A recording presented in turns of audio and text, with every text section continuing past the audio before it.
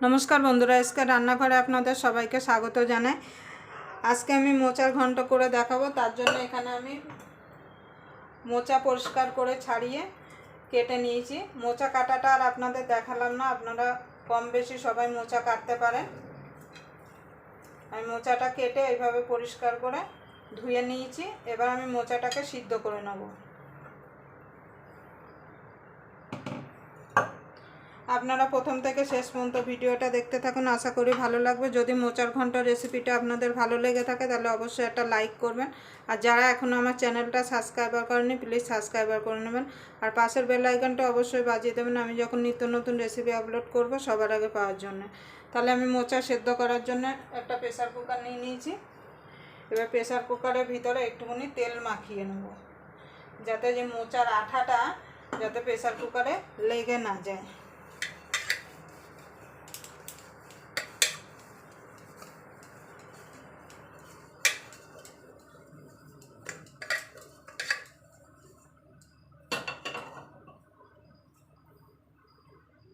দেখুন বন্ধুরা, এদিকে আমি জল দিয়ে দিয়েছি মোচাটা সিদ্ধ করার জন্য। এবার গ্যাসটা ধরিয়ে দেবো। এবার মোচাটা ছেঁকে আমি জলের মধ্যে দিয়ে দেবো।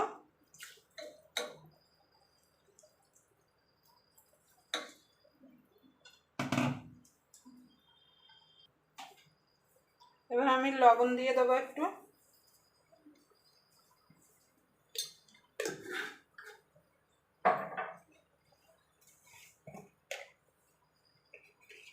এবার একটুখানি হলুদ দিয়ে দেবো।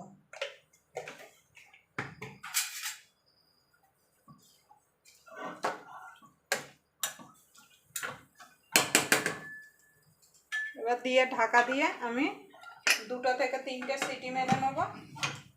আপনারা বুঝে সিটি মারবেন। প্রেসার কুকার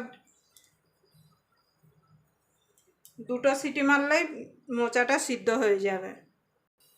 দেখেন বন্ধুরা, এখানে মোচাটা আমার সিদ্ধ হয়ে গেছে। এবার আমি নামিয়ে দেবো।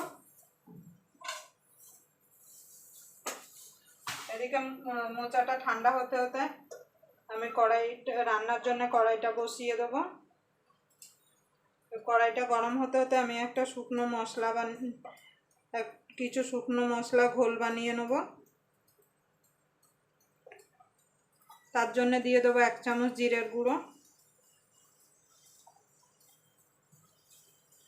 1 চামচের থেকে একটু কম ঝাল লঙ্কার গুঁড়ো, 1/2 চামচ কাশ্মীর লঙ্কার গুঁড়ো আর 1 চামচের একটু কম ধনের গুঁড়ো। এই শুকনো মশলাগুলো একটু জল দিয়ে আমি একটা ঘোল বানিয়ে নেব।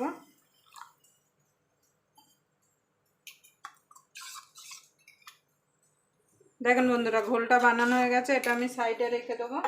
এদিকে আমার কড়াইটা গরম হয়ে গেছে। এবার আমি তেল দিয়ে দেবো কড়াইতে। আপনারা এইভাবে নিরামিষের দিনে মোচা বানিয়ে দেখবেন, গরম ভাতের সঙ্গে খেতে কিন্তু অসাধারণ লাগে। এবার তেলটা গরম হয়ে গেলে আমি আলুটা ভেজে নেব। এখানে তেলটা গরম হয়ে গেছে, আলুটা আমি দিয়ে দেবো। আলুটা আমি এরকম ছোট ছোট করে কেটে নিয়েছি। আপনারা চাইলে আলুটা একটু বড় সাইজ করে মোচার মধ্যে দিয়েও সিদ্ধ করে নিতে পারেন। এবার আলুটাকে আমি একটু লাল লাল করে ভেজে নেব।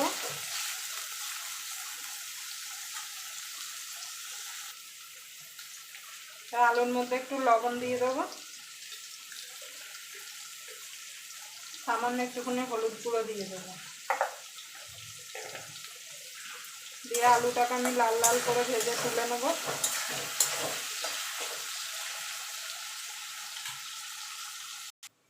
দেখুন বন্ধুরা, আলুটা ভাজা হয়ে গেছে। এবার আলুটা আমি তুলে নেব।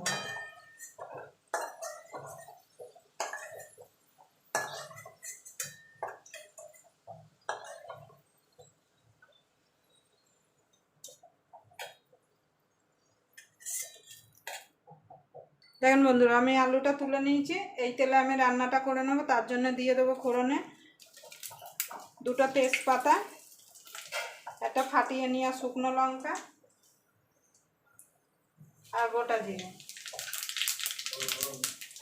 জিরাটা ভাজা ভাজা হয়ে গেল।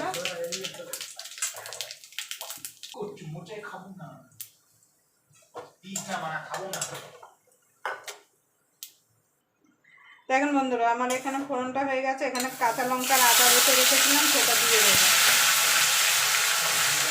দিয়ে একটু নাড়াচাড়া করে নেব যতক্ষণ আদার কাঁচা গন্ধটা না চলে যাওয়া পর্যন্ত। দেখুন বন্ধুরা, আদার কাঁচা গন্ধটা চলে গেছে। আর এখানে যে আমি মশলাটা ঘোল বানিয়ে রেখেছিলাম সেটা দিয়ে দেবো। এবার ভালো করে কষিয়ে নেব। এখানে ছোট ছোট করে টমেটোটা কেটে রেখেছিলাম, সেটা দিয়ে দেবো।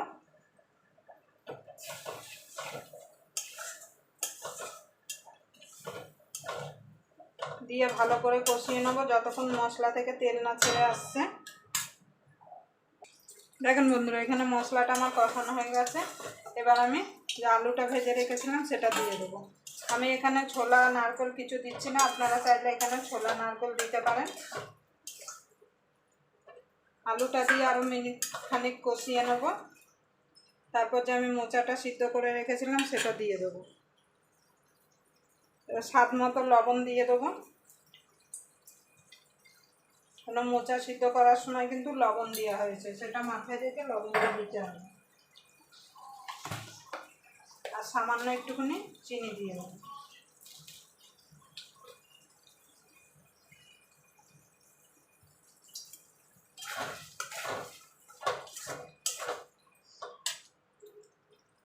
দেখুন বন্ধুরা, মশলাটা আমার কষানো হয়ে গেছে। মশলা থেকে তেল ছেড়ে এসেছে। যে মোচাটা আমি সিদ্ধ করে রেখেছিলাম সেটা দিয়ে দেবো।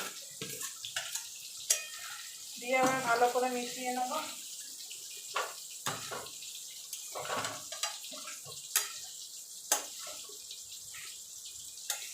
ভালো করে মিশিয়ে আমি ঢাকা দিয়ে মিনিট 2 রান্না করে নেব। দেখুন বন্ধুরা, মোচার তরকারিটা হয়ে গেছে। এবার আমি গরম মশলা আর ঘি দিয়ে নামিয়ে দেবো।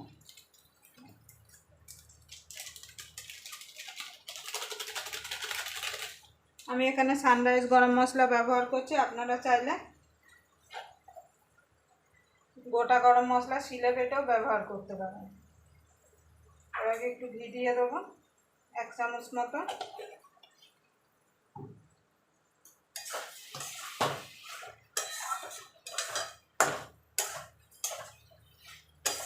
আমার মোচার তরকারিটা রেডি হয়ে গেছে।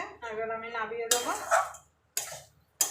আবার আপনাদের সঙ্গে কোনো নতুন রেসিপি নিয়ে দেখা হবে। ততক্ষণ পর্যন্ত আপনারা সুস্থ থাকবেন, ভালো থাকবেন। নমস্কার।